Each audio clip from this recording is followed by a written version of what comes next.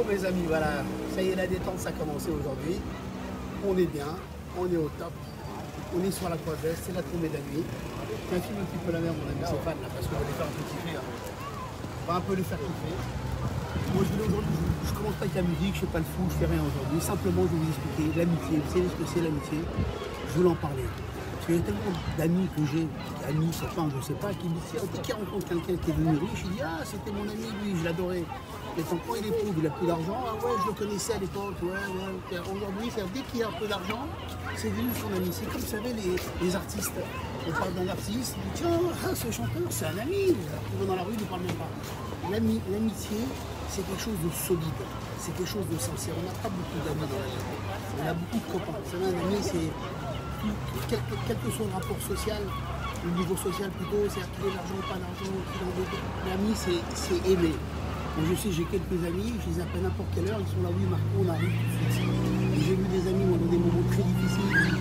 Là, j'ai perdu mes parents, j'ai perdu des proches, je les ai pas vus. Ils viennent genre, juste pour montrer leur visage qui sont là, souvent dans les moments à moi, ils montrent, genre ils sont là, ils sont. L'amitié, c'est soutenir un ami quand il va mal. C'est surtout l'aimer. L'aimer tout le temps, c'est-à-dire quel que soit son niveau de vie, quels que soient ses problèmes. Alors, si vous m'entendez, si vous avez des amis ou des copains, sélectionnez-les, parce que les amis, vous les verrez tout récemment dans les moments difficiles. Vous savez, j'ai l'expérience, je suis passé par là, j'ai eu beaucoup d'affaires, j'ai fait beaucoup de business, et les amis, c'est venu, c'est parti, etc. Simplement, dès qu'il y a un rapport de force, ok, on voit souvent les amis entre les hommes rouges, par exemple, ils vont tout le temps montrer l'un qui peut riche que l'autre. Et c'est tout le temps basé sur l'argent. C'est une catastrophe. C'est dommage. Alors, un petit conseil. Vous choisissez un ami, regardez-le bien dans les yeux, testez-le, appelez-le à n'importe quelle heure de la nuit, si vous avez besoin de lui, il doit être là. Sans grogner, sans répit. Et je vous assure que c'est avec les amis les plus sincères que vous les plus grandes rigolades, les plus grands kiffs, les plus grandes folies. Moi j'étais dans des endroits, des palaces, avec des gens qui n'étaient pas forcément des amis mais des copains, je me suis emmerdé. J'étais dans des hôtels médiocres avec des amis à moi d'enfance, on a fait les plus grandes rigolades. Voilà.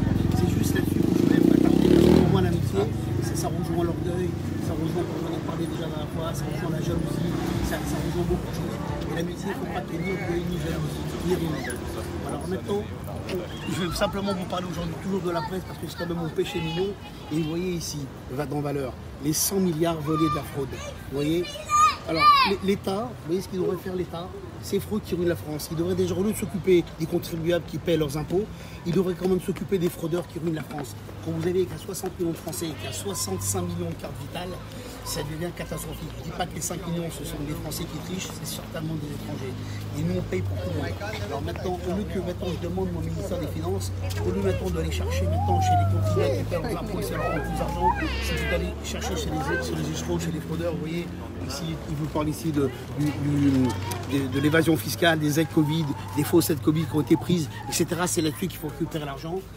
Au lieu d'aller chercher des gens honnêtes qui perdent leurs impôts, tout le temps c'est comme ça. Et la France, elle n'a rien compris, elle se fait défoncer toute la journée, elle va chercher les gens honnêtes. Ça c'est une chose, vous voyez. Alors là maintenant, et on est sur la croisette, je vais quand même le balancer ici parce que ça me rend nerveux tous ces bouquins-là. Tous ces bouquins-là, ça me rend nerveux parce que ça angoisse. Donc quand vous regardez, vous voyez, voici par exemple Nicolas Sarkozy et Carla Bruni. Leur couple plus fort que tout, c'est normal. Dès qu'il y a la famille, comme je vous l'ai dit, dès qu'il y a la famille, ils sont forts. Il a son procès, il s'en fout, il est avec sa femme, il s'aime, c'est magnifique.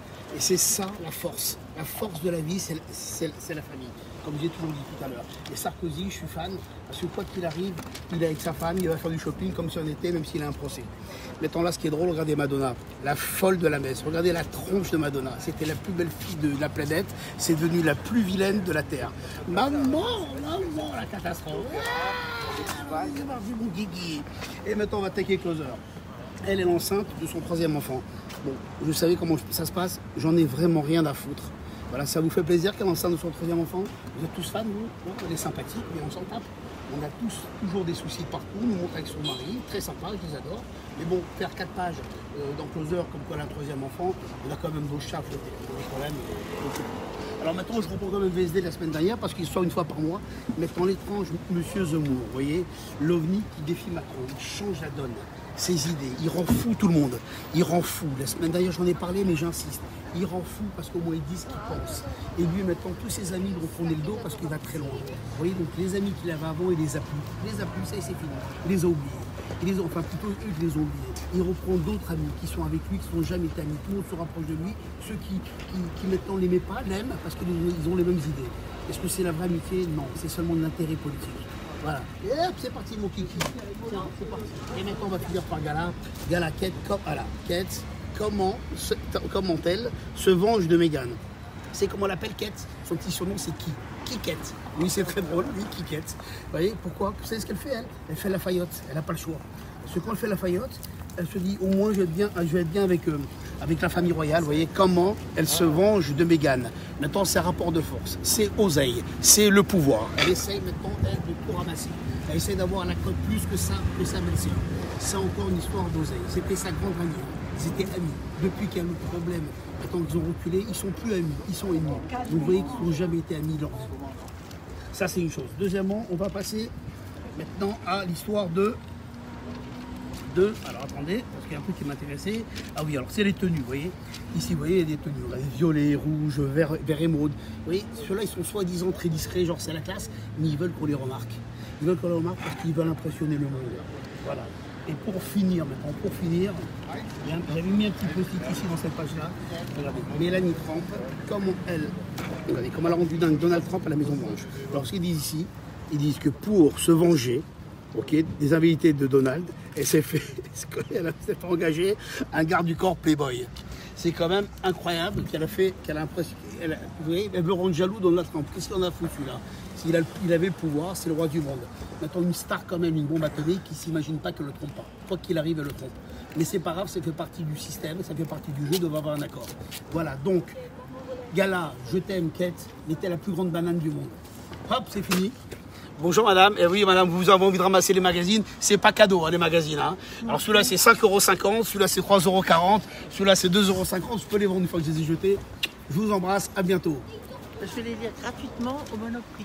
Voilà, vous voulez lire gratuitement au Monoprix et je vous aime, n'oubliez pas que je vous aime. Et les gens veulent tous dire gratuit, ils veulent pas payer. Voilà, tu peux arrêter mon ami.